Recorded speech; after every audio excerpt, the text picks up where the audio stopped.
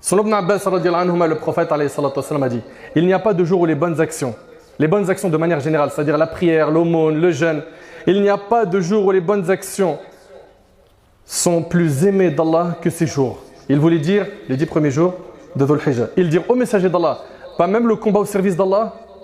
Il dit pas même le combat au service d'Allah, sauf s'il s'agit d'un homme qui est sorti offrant sa vie et son argent et ne revint avec aucun des deux.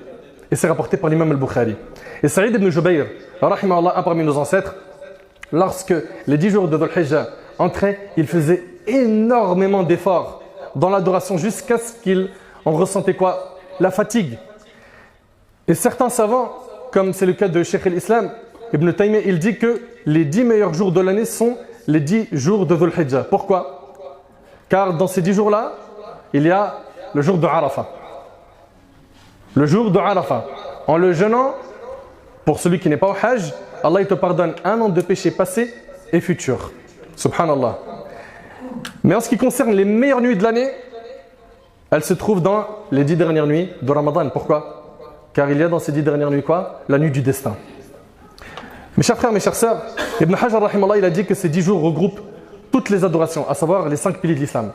Dans ces 10 jours-là, tu peux faire quoi? Tu peux jeûner, tu peux prier, tu peux faire des aumônes et aussi tu peux faire le hajj. Car c'est dans les 10 jours de Dhul Hijjah que les gens font le hajj. Yawm al-Tarwiyah, c'est le 8 de Dhul Hijjah. C'est là où tu pars pour Mina. Le 9, tu es à Arafah, puis le soir, tu es à Muzdalifa. Le 10, tu quittes Muzdalifa le matin, si tu as dormi là-bas, et après tu pars pour Rami al-Jamarat, al-Jamra al-Kubra, et ainsi de suite. Donc pendant ces 10 jours-là, toutes les adorations ont été réunies. Vous suivez? Mes chers frères, mes chères sœurs, tous les textes qu'on vient de voir doivent nous motiver à faire énormément d'efforts pendant les 10 jours qui arrivent. C'est donc une occasion pour se racheter. Si je te dis que dans quelques jours, tu vas pouvoir gagner des centaines de milliers d'euros.